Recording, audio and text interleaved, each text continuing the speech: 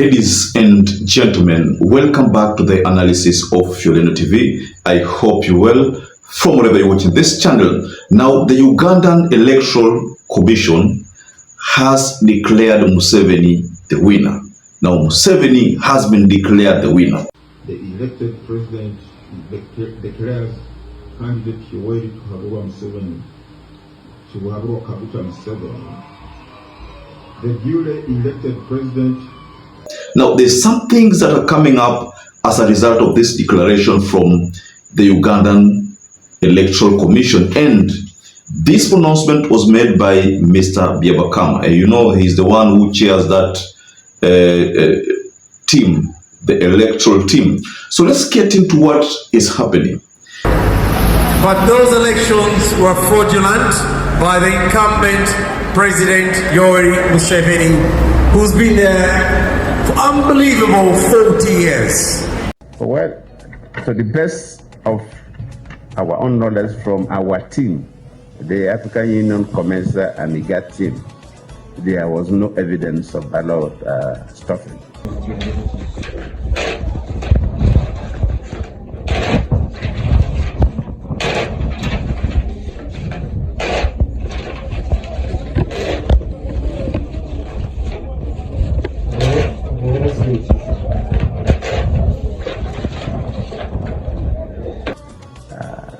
We did not observe in all the polling stations in the country, but based on, I think, 400 something polling stations that we observed, and especially where we witnessed the closing, there was no evidence of ballot stuff. Remember, there's a video that has been trending, a video on a statement from Bobi Wine, and Bobi Wine, rejected the results, termed them fake, ladies and gentlemen. I want to say this to you, fellow Ugandans. First and foremost, we reject whatever is being declared by Mr. Byabakama, because those so-called results that they're declaring are fake, and they don't in any way reflect what happened at the polling stations or what is at the declaration forms. Now, there's something that is coming out from Muhoozi, the CDF. Muhoozi jokingly delivered a statement to Bobi Wine and asked Bobi Wine whether he thought he was going to beat Museveni in the ballot. Remember, the margin, ladies and gentlemen, the margin between Museveni and Bobi Wine is one that is telling. Now, let's get into the development of what is happening concerning these results which have been published.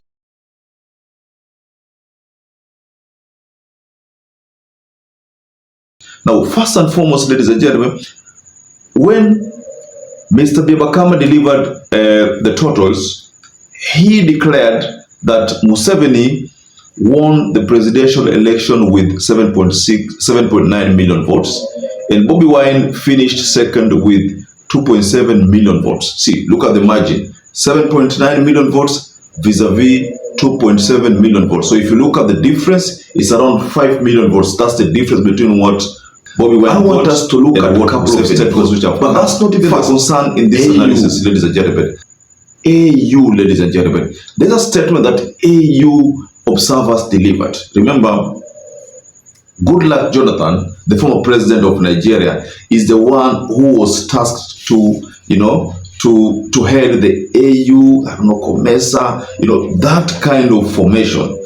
According to Goodluck Jonathan, he said something which most of Ugandans, especially the ones who are supporting Bobi Wine, are not in agreement with.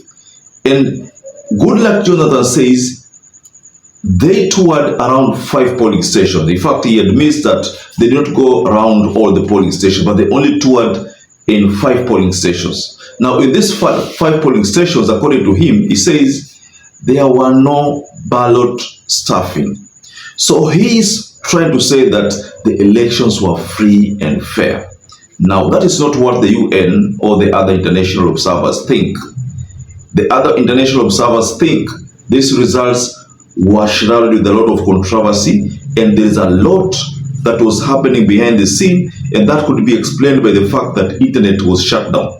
Now, let's look at what the AU are saying. Now, Goodluck Jonathan delivered a statement here. Let me just quickly take you through this. And then they said, Well, to the best of our knowledge, from our team, the African Union, COMESA, and IGAD mission, there was no evidence of ballot stuffing. We did not observe all the polling stations in the country, but based on the 4 or 5 stations we did observe, especially where we witnessed the closing, there was no evidence of ballot stuffing.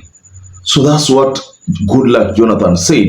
And then there was another communication from the East African Community mission led by Ambassador Eda Mukabagwiza, who also shared her assessment, and she noted that Uganda's electoral framework provides a robust foundation for democratic elections in line with regional and international commitments, including the EAC Treaty. And this is what she said.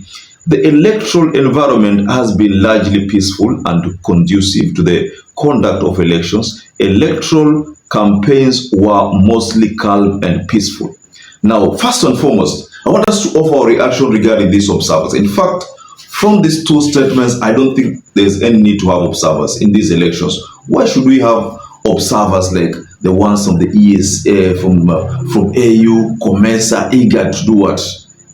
If Goodluck Jonathan did not observe any mistake in the Ugandan election, it means these people are simply going there to rubber stamp the elections.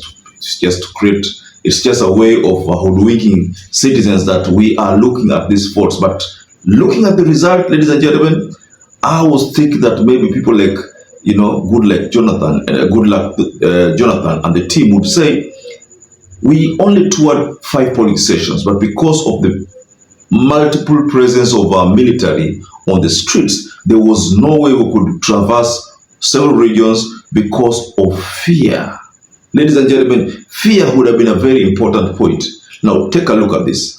How many polling stations do we have in Uganda? Because they told us they only traversed 5 polling stations, and they said there was no evidence of ballot stuffing. So let's look at the number of polling stations in Uganda. Based on what I'm seeing here, the Electoral Commission, that is www.ec.or.ug. So this is the official website, and it says polling stations 34,344. So let's assume Uganda has 35,000 polling stations. Remember, they said they only toured 5 polling stations. Now, can 5 polling stations give us the picture? Remember, these are observers, by the way, the continental observers. Now, if they were to go to polling station X, don't you think the people there would definitely know that the team is coming to polling station X, so they would do nothing about ballot stuffing? And again, the question is, do this ballot stuffing take place in the presence of the agents? It doesn't. Of course, these are something that are done. These are things which are done secrecy, in a lot of secrecy. So they're observers, despite the fact that they had to give a report. But I can authoritatively say the report is not complete, ladies and gentlemen. First and foremost, no internet, military, a lot of threat on Bobi Wine, so much happening behind the scene. The system not working, devices failing, fingerprint biometric can't work. Then how do you say that the election was free and fair? What happened when internet was not working? What used to happen? I mean, those are things which the observers, I thought maybe the observers were going to point out. Because anything that happens behind the scene in darkness, of course, that's not something that can be admired. So the observers have given out their report. Bobi Wine has termed the results fake, but Museveni is the president of the Republic of Uganda. The president, I don't know that I should say the president-elect, because with Kenya's case, it is normally president-elect, then the swearing in, so when you become full-time, now the president. So let's just say, for example, if it was a Kenyan case, we would say Museveni is the president-elect, but Museveni is the president. That's the truth. Despite the fact that Bobi Wine is not happy, but Museveni is the president. Now, there's that statement I was telling you about concerning Muhoozi. Personally, I don't think Muhoozi was right to deliver a statement of that magnitude to Bobi Wine, someone who has faced a lot of harassment from the military, from the police, because according to the CDF, he's saying that he's asking Bobi Wine whether he thought he was going to beat Museveni. You know, this is a CDF. A CDF is supposed to be neutral, but the kind of CDF that we have here is one that has taken sides already. So, ladies and gentlemen, just go below in the comment section and offer a reaction. Perhaps if you're watching this video and you've not subscribed, take 1 second and subscribe. Like this video. Till you catch up again, stay safe and stay blessed.